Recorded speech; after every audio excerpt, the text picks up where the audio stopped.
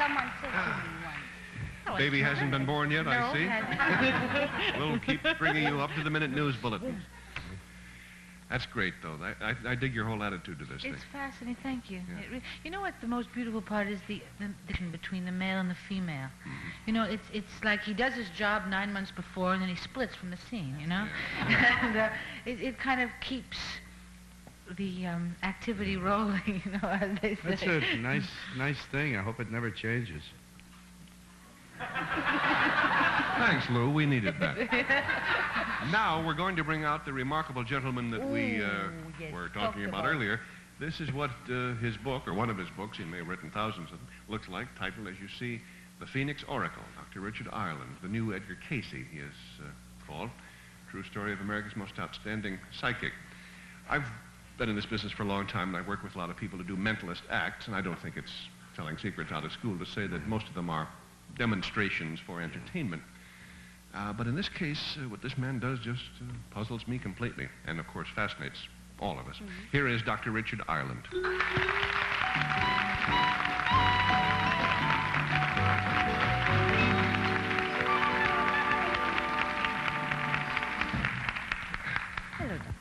Our staff people, Dr. Ireland, are still open-mouthed about what you did when you were on the show not long ago.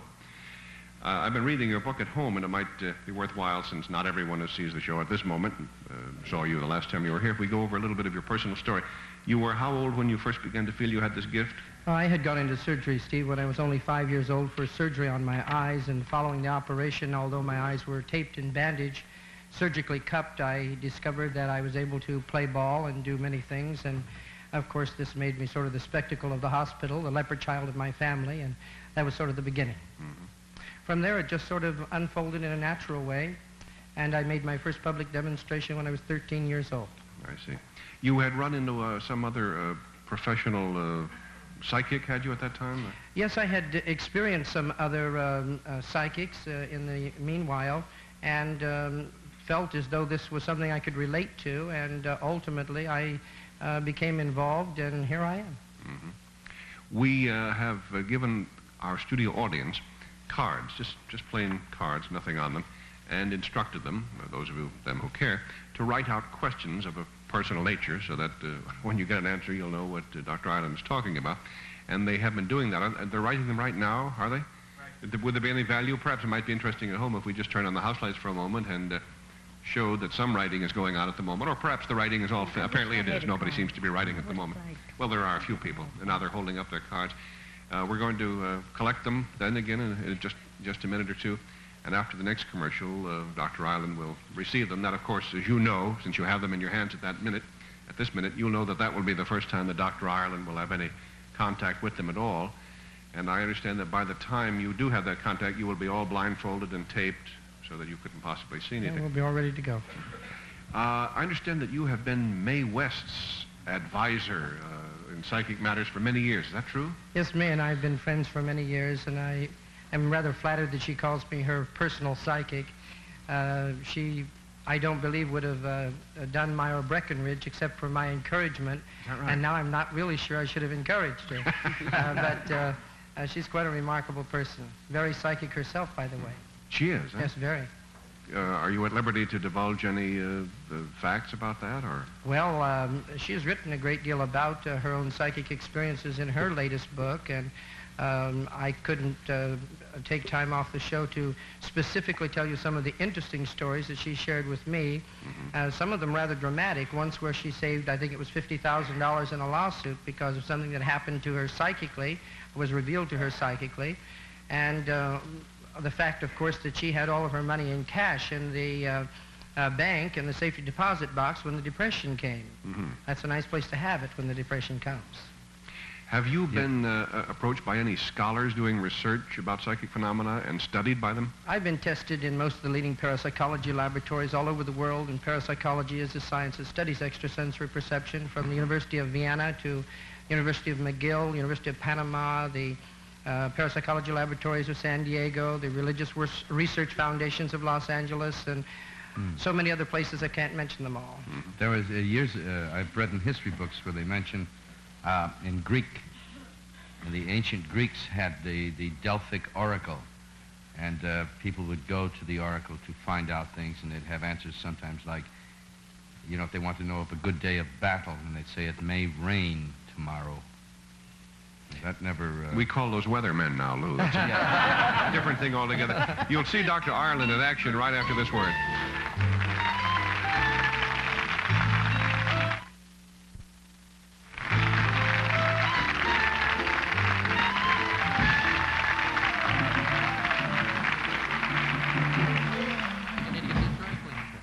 At this moment, as you can see, we have our ushers in the aisle collecting the notes from the members of our audience. We thought it was important that you at home see that so that you don't assume there's been any trickery in the handling of the cards. They are being picked up at this minute, taken directly from the people who have just filled them out. Therefore, it follows that Dr. Ireland cannot have seen them, as indeed he could not have done so. And they're being picked up by a member of our staff here, who all of us have in plain sight. And, of course, you will recognize when you hear your own questions referred to. And as you'll see now, Dr. Ireland has begun the, perhaps we could even get a closer shot here on that activity, the task of covering up all the area around his eyes with surgical tape, which has the, for whatever the point is worth, the Johnson & Johnson label inside the little roll here. And would you like to verify I cannot see, Steve? Under, around? Yes, that's absolutely clear. Again, let me, could you get an even closer shot? Because I think around the country people think, oh, he's peeking someplace. No, this is all covered, and it's right down here tight against the nose, so there's obviously no chance for light to get through there. And you tie me some bow knots back there. All right. And this is a real thick blindfold. We checked these, too. The three of them, as a matter of fact. It's amazing that even after I've put all this on, that certain skeptics who simply won't be convinced are inclined not to believe even then. Huh. Well, I'm generally skeptical about such things, but you sure covered me the other night. That's in case anyone thinks the holes are all lined up. Or that if, in fact, I might be peeking, and if the papers could be brought up here now, we'll get involved with those in just a moment. Marty, if you... Oh, they're already here. The other day I was accused of peeking out of here, Steve. Yes, people actually have developed... They'll make up any theory to avoid thinking that... Really, a lady told me that she thought I'd had a hole bored between my eyes and my nose and I could see out of my nostrils. That's the truth. Yeah. So now, as you can see, there's the tape completely under Dr. Ireland's nose. And I asked a doctor about it because I wanted to know, but he said it's physiologically impossible. I'd like to begin by saying hello to someone here by the name of Donna, and Donna, I believe, has written her paper in felt black pen. Where are you, please, Donna? Is it Donna like Cheston? Just stand up if you would. Can I hear your voice? Alston, that's close enough. I wanted to say that I do feel as though that you're a rather perceptive individual. You have a lot of capacity, especially in areas of foretelling events before they occur. And it seems that you have asked me something in regards to your husband, and I believe that your husband's in business with your father-in-law. Is that true, please? That's right. And can I tell you that things seem to be looking up as though they have not been just the way that they might be desired, but they do seem to be trending upward. There will be something good in regards to something to do with the Ozarks. Does that make sense to you? That's right. And I want to say to go ahead with something to do with the Ozarks. It does seem to me to be a wise decision, and something good will come out of that. I wanted to encourage you to pay a little bit more attention to your own inner guidance. I want to speak to a Ron, like Ramstead. Where are you, Ron? Are you out there? And did you come down here to visit the show from Santa Ana? Right. And we have not met before, have we? Never. It seems to me as though that you have an opportunity that was extended to me one time by Dr. Vasiliev at the University of Leningrad in Russia. You've been invited to go to Russia, isn't that true? That's right. And I seem to believe that you are going to go. It takes you into 1972, however, before you get to go. And it does seem as though that it will be a meaningful trip and certainly something that you should plan on doing. I wanted to speak to someone... Thank you.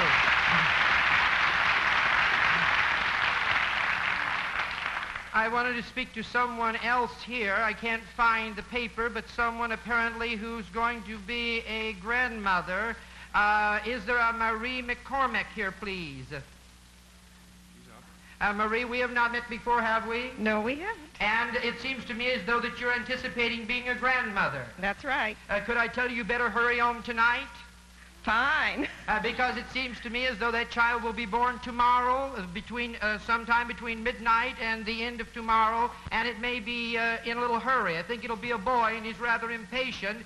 And is the time set by the doctor as being tomorrow? Right. I've got a bet on well, it. he's not going to miss it too far.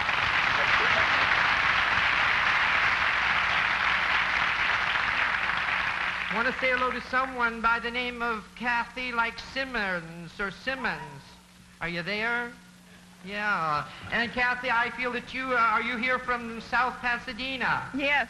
And can I tell you that I think you've asked me something that you already know, and so I'm not going to answer it, but I can tell you how you can find out. Take your billfold out, look at your driver's license, and you'll see it.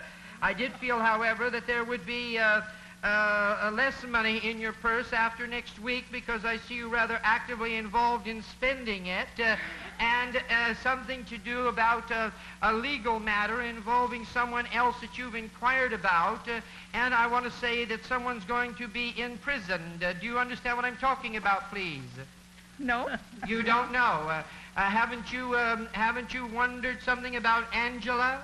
Oh, uh-huh. All right. And I want to say hello to Alan now. Alan like DeBias, or DeBias. Labas. Are you there, Alan?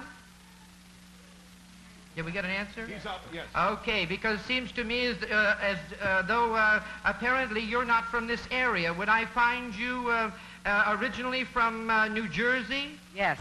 Would it be Lodi? Yeah. And now you live in North Hollywood. Yeah. And it seems as though that you make a lot of mistakes when you write, and you've crossed them all out, and it looks really bad. Yes. Yes. And I do feel as though that apparently you want to know about someone else, so you're afraid that they're going to turn out to be an old maid. Is that right? Yes. I don't believe that you have to worry. Sharon's going to find herself a husband, all right? Thank you.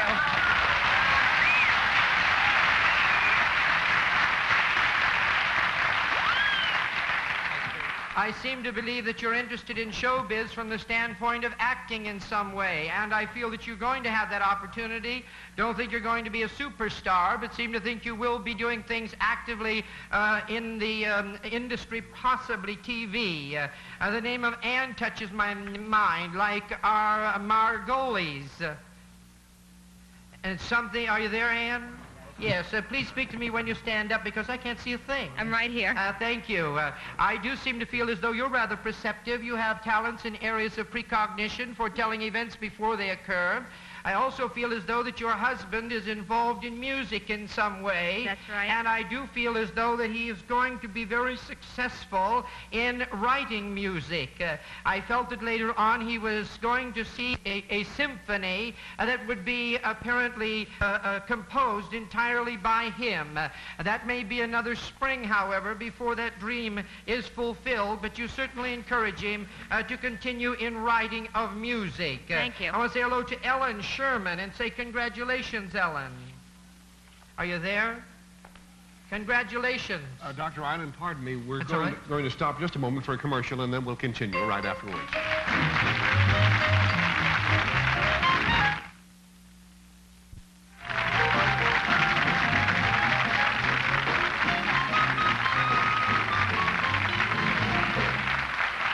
Dr. Ireland, the panel, our guest members here, are so impressed with what you're doing, they've asked if they could... What's this? That's funny. Just reached in my pocket and took out... A $5 pound note? Yeah. Wow. That's fantastic, because a while ago, Frankie Capp, our drummer, remembering that the last time Dr. Ireland was on the show, he did something fantastic in identifying a $20 bill and giving the serial number. Frank said, I'll fix him. He's going to England in a couple of days. He said, I've already got some English money. This will fool him. And he didn't even, you know, he reached in my pocket and took it out. That's pretty scary.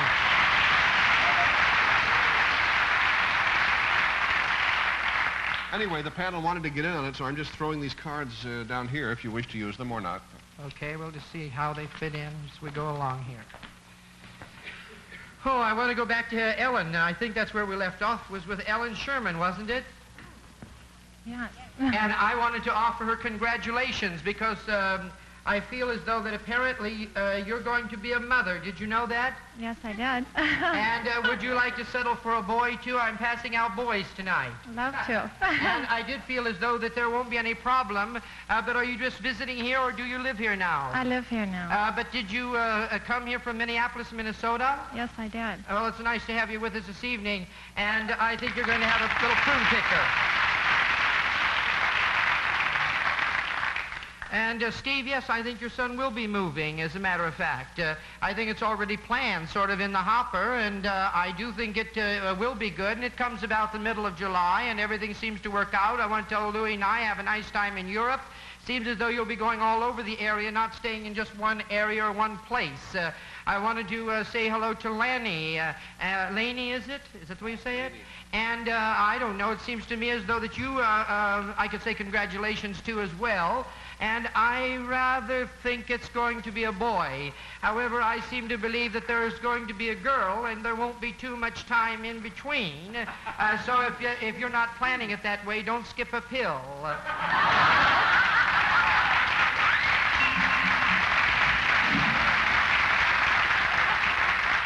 I wanted to tell Denise, like Magellan, where are you, please?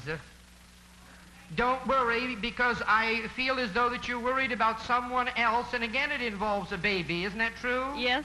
But I don't feel that you should be concerned because the youngster's going to get here, rather stubborn little fellow, and it seems that I'm talking, I guess, about a girl this time, and I do feel as though that the baby was supposed to have been born a week ago. Isn't that right? Yes. Well, you know, as I said, she's kind of stubborn, and I think she's going to take her time getting here. It's going to be, 3 more days, I feel. So tell your sister to just hang on. She can go and go to a movie or do whatever she wants to do in the meanwhile. Is there someone here by the name of Bob? Thank you, like Lindholm.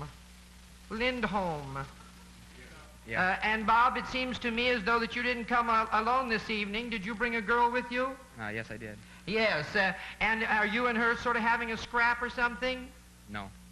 Well, I feel as though that you asked me on your piece of paper, does my girlfriend really like me?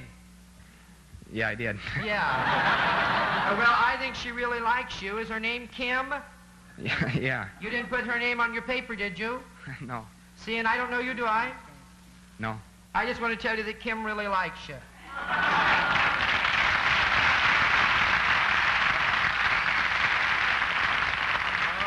Is there a Walt Hale out here, please?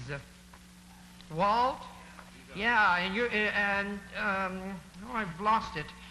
Something about a magazine. I don't know, you thought the show was going to be so boring, you brought along a magazine to read? Just a line Is outside. that true? Yeah, well, the line outside is kind of boring. Oh, so- I see. And are you at USC? Right. If you stick it out, you're finally going to graduate, but you're sort of pokey about it. Seems like you're taking longer than necessary. Yeah. And I did feel as though that that someone changed shoes, and that doesn't make any sense to me. I guess to go with her outfit. Oh, right, yeah. Yeah, right. does that make sense to you? I'm glad, because it doesn't make any sense Yeah, at Miss all to Kazan me. changed shoes during break. Uh-huh. Right. And that's all you're going to get from me. Good. My shoes!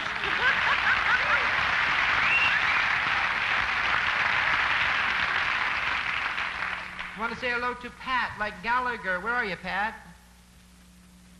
Patricia Gallagher? Here. And it seems as though that apparently you're here from, like, Shoshone, Idaho? I'm originally from Shoshone. Well, that's nice. We're glad you're here anyway. And it seems as though that apparently you better get ready because your in-laws are going to come out and stay longer than you would like. That'll be in the course of the summer. Maybe you can dream up a little quake or something to scare them in staying home. I feel as though that you're very creative, a very capable individual, and I would like for you to develop your creative talents in every way, because I feel that as the creative becomes more developed, you become more sensitive, then the psychic becomes developed too. Where is S. Lowe, please? Do you want me to tell everything I know? We'll get a mic to him in just a moment. Shall I tell everything I know? Yeah. I don't want anyone to let him out of here. He's got 10,500 smackers in his pocket. Isn't that true? Correct. Plus a poker chip. Right. Oh.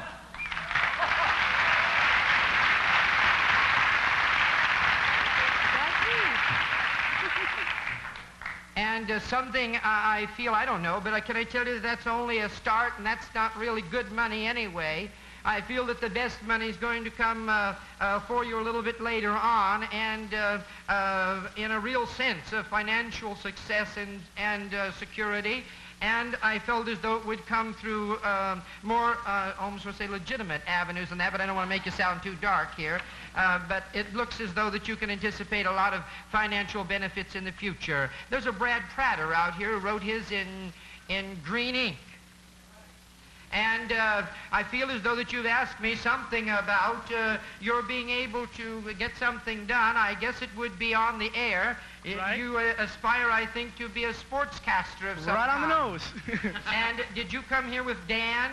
Dan Alexander, my big friend, right here. I thought, I sort of felt the two of you were sitting there close together. I haven't met Dan either, have I? No, huh? And Dan, do you go with Barbara? No, I don't. That's Dave. Brad goes with Barbara? This is our good friend Barbara right here. Yeah, is Barbara right there too? Yeah, she's right here. Oh, anyway, you all get together and have a good time. Oh, doctor? I just want to Doctor. tell Barbara that apparently she's got one cornered. She's closing in on him. And I could feel as though, you know, that you're going to be getting married probably sooner than you even anticipated. Is there a Ken Fuller out here, please?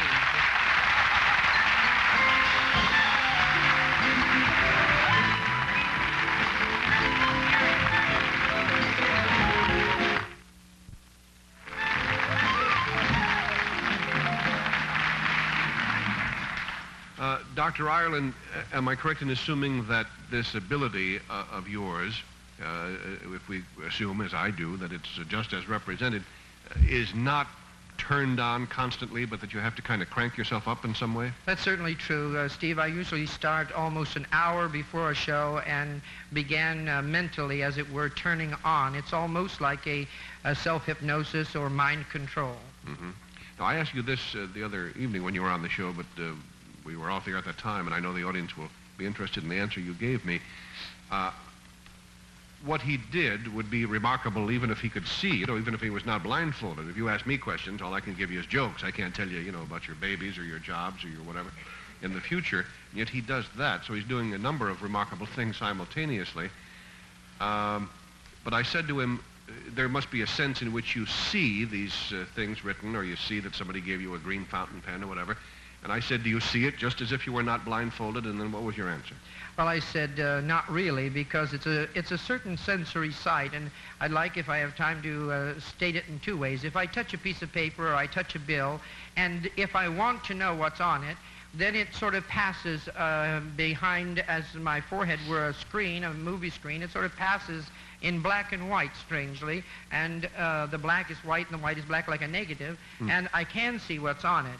However, it's more like seeing, if I'm moving about, actually walking around, it's like a dream that is so very real that it is real.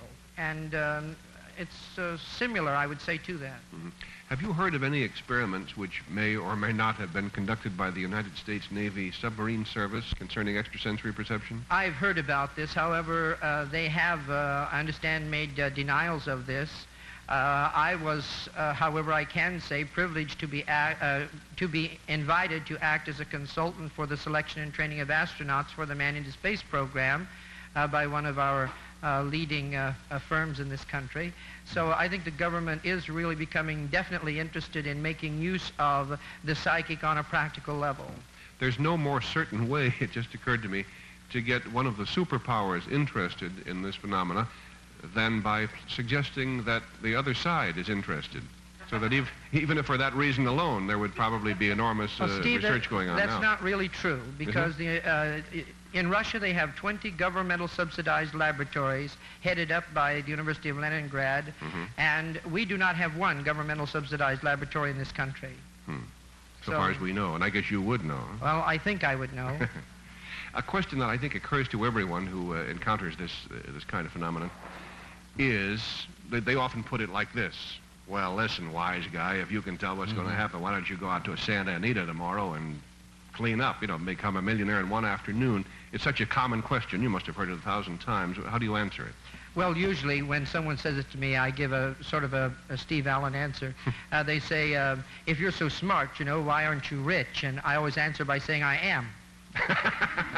Very good answer. But however, I do not feel that to use my talent or gift or however you want to term it for the purpose of gain through gambling, I feel that would be a misuse, and I feel that I would probably lose it or I would suffer because of it. Are there people who do use it, who have it?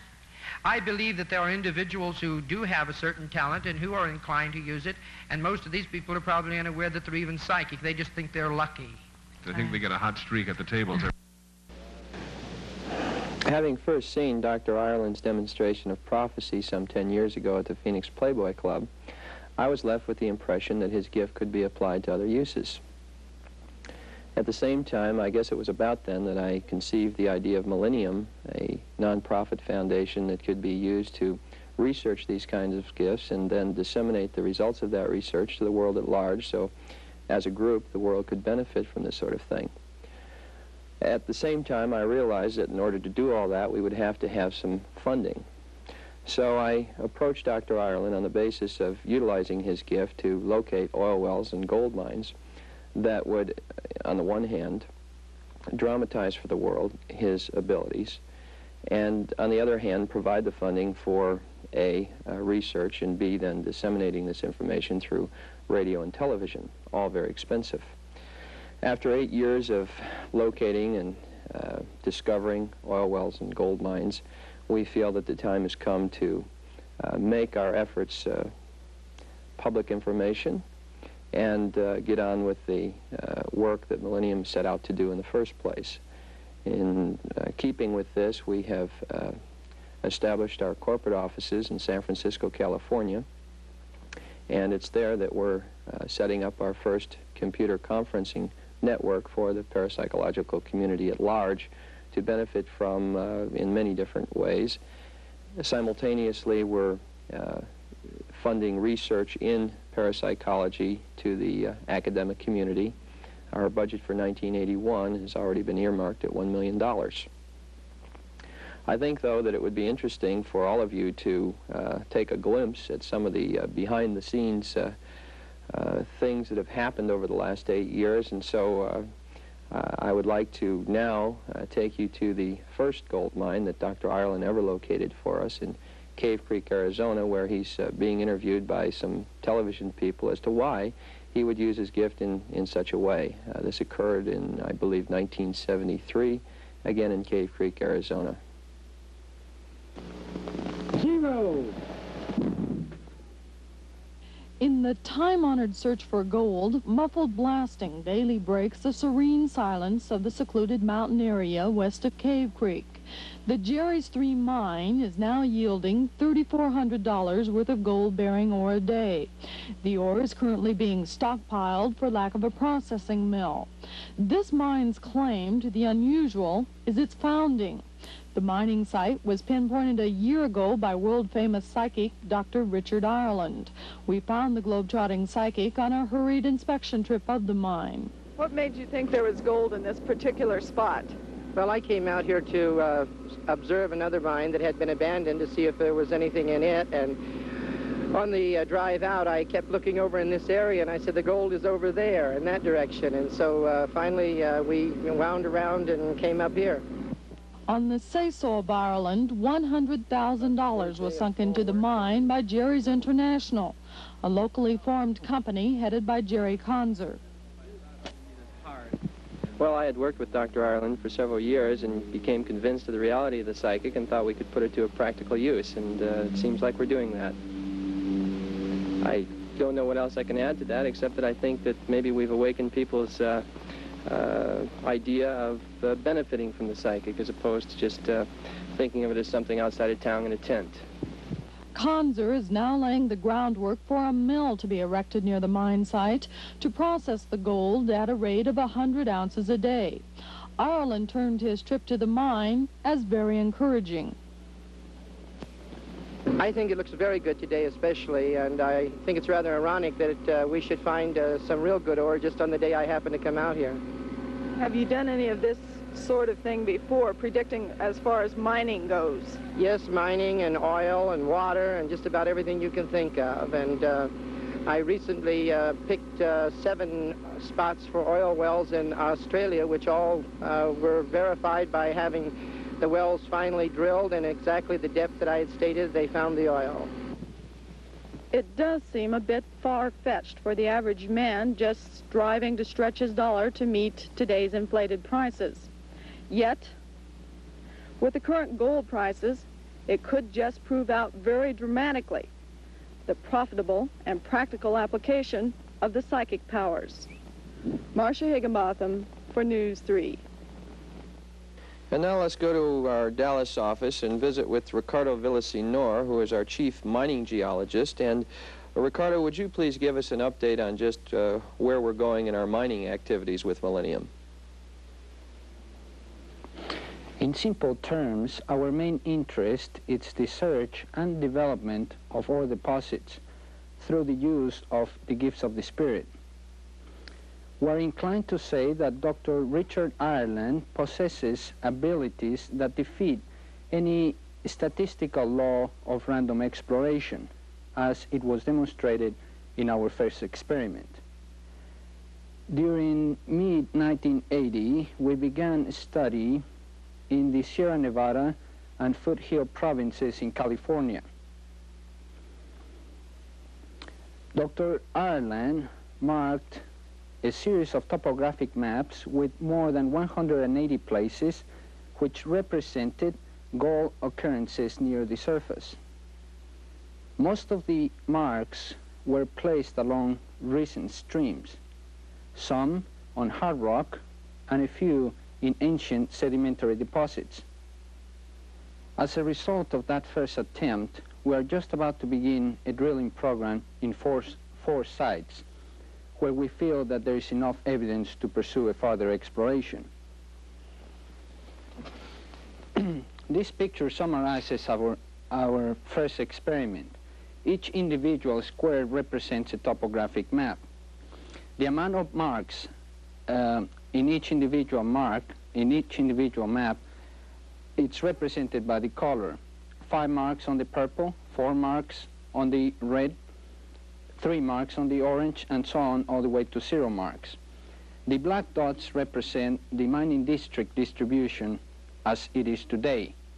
When we superimpose the distribution of mining districts and the marks done by Richard Ireland, we see that they correspond to each other.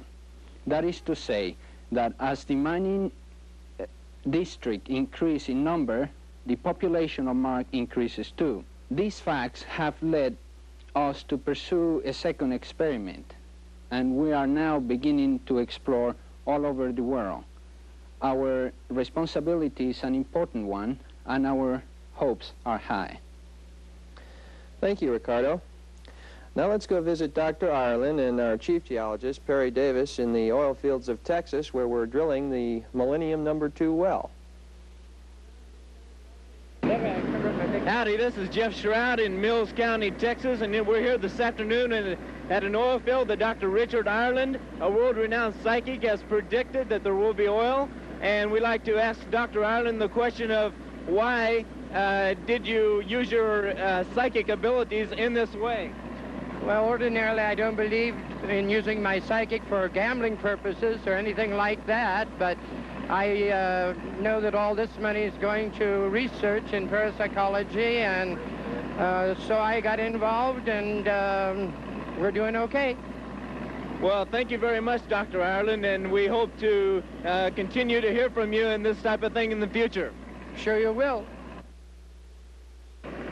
Next we have with us Mr. Perry Davis, who is the chief geologist for this location of the oil field that Dr. Ireland has predicted. And what we would like to ask Mr. Davis is how Dr. Ireland's work has benefited him in helping to locate oil and gas in the Mills County area. Dr. Ireland has marked several oil and gas lease maps for us in the past.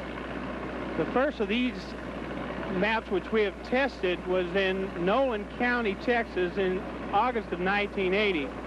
This well was drilled to a depth of approximately 5,400 feet to the Jennings limestone and discovered the Ireland Conser oil field.